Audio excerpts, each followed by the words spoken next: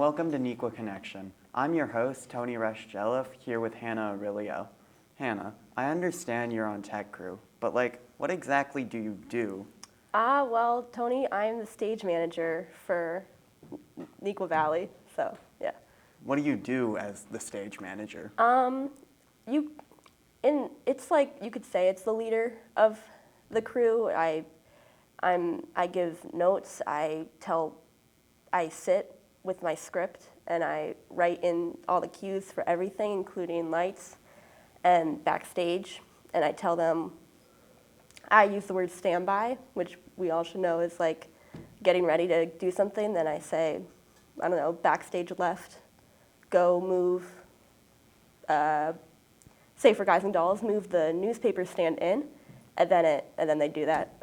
And then I get it clear, and then I turn lights on. Well, I don't turn lights on, but I tell the person to turn lights on. Okay, well, speaking of backstage, how do you communicate with backstage from the booth? We use radios, so we're all on the same channel, and everybody is assigned a specific number, and then they grab a headset. So normally what I do is before every show starts, I say, let's do a radio question. So I tell everybody to say their name, their job, and then I ask a silly question that has to do with the show or something. And then that way we can tell if people can hear and if the radio's not working, like maybe it's dead or something. Because if we didn't have radios, it'd be really difficult to talk to backstage because you can't just shout across the whole auditorium. Okay. How did you get into the role of stage manager? Where did you begin? Well, in 8th grade, I tried tech crew for Gregory. I enjoyed it. And then I had a couple friends that were older that told me about it too. And then in 9th grade, I applied in, I want to say, early September for a children's show. And for that one, I just kind of showed up. I was accepted. I showed up. And then once I got there, we started with all the normal stuff, like the setting up lights and all that stuff. And then I'd say 2 weeks in, Mr. Russell, who's the leader, I guess, or the teacher that's there, he was like, yo, you're going to do sound cues. And I was like, okay, cool. And then we did that. It was a good show. And then fall play, he came up to me. He's like, Hannah, you're going to stage manage. And I'm like, okay. And then I just did that. And then I had a great mentor, Ahana, last year. She's a freshman in college now, but she taught me how to do it. And then I'm a stage manager. And as the stage manager, what do you do during shows if something were to go wrong? Like if a mic were to fall off an actor or if a light went out, what would you be tasked with doing? Well, I guess my first priority is to stay calm because if people can tell over the radio that I'm like mad or nervous or stressing out about something, it's pretty obvious to tell them that they're going to start worrying about it and get crazy, which we don't want. So normally I like to just be like, if a mic goes out, I'll be like, backstage, can you go find this person? They have to do all the checks, which is like unplugging the lead from the pack or turning it on and off or doing mic placement. And if that doesn't work, we're kind of in trouble then, but I don't like to show that. Or we'll use the stage mics or whatever to cover for a little bit. With lights, that's kind of different. That's actually, during a show, I don't think we've ever had a light go out. There's nothing you can do about that, because you can't just walk onto the stage and fix that, but yeah. Well, you mentioned needing to talk backstage and telling them to go help with actors and stuff. What do you do if you have a difficult backstage crew? I'd say there's a line between being stern and being mean. When we have people who are, I don't know, disrespectful or they're not nice or they don't listen or they're always on their phones, that's when I go towards the more stern side because I try to keep it nice because, we have fun. We try to be a nice environment.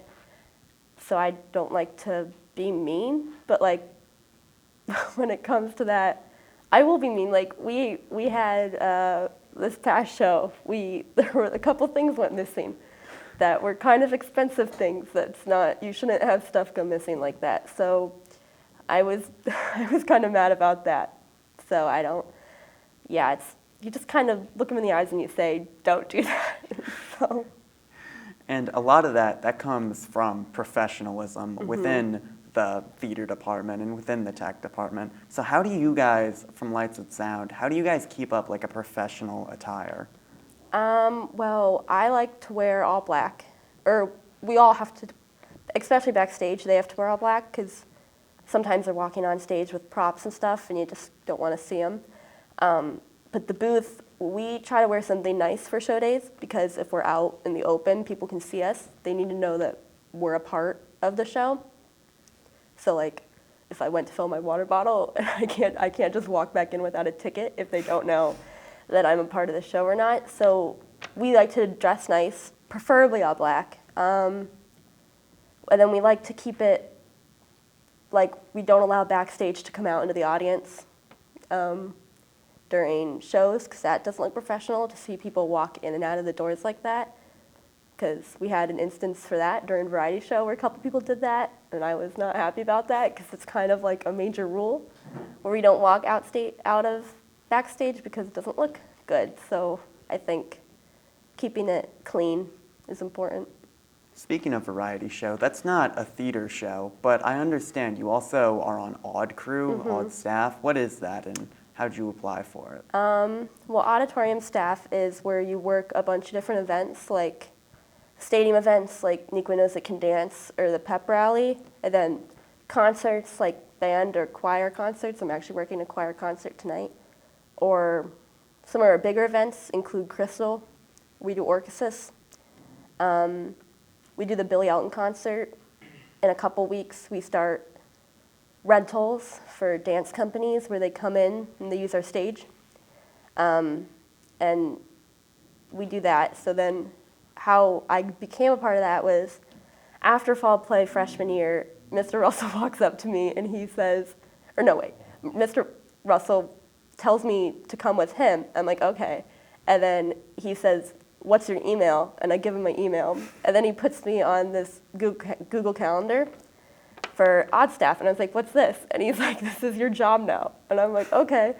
So that's kind of how I started that. You start by going to the bigger events, and then you start by like shadowing people at their choir concerts and stuff or whatever they're doing. So I did some of that, and then when I turned 16 back in October, I filled out an application for the district because it's a district job. So I do get paid for it. And I filled that out, and then about 2 weeks later, I filled out a bunch of bank stuff. Then I had to do a bunch of teacher training, which was kind of annoying. But I learned stuff, like how to stop a kid from choking. So it is a long process, because you do have to be 16 to get hired, like any job, pretty much. So now I do that, and I have a lot of fun, and I have good friends. That's great. And what are some of your favorite shows that you've done because of Odd Crew?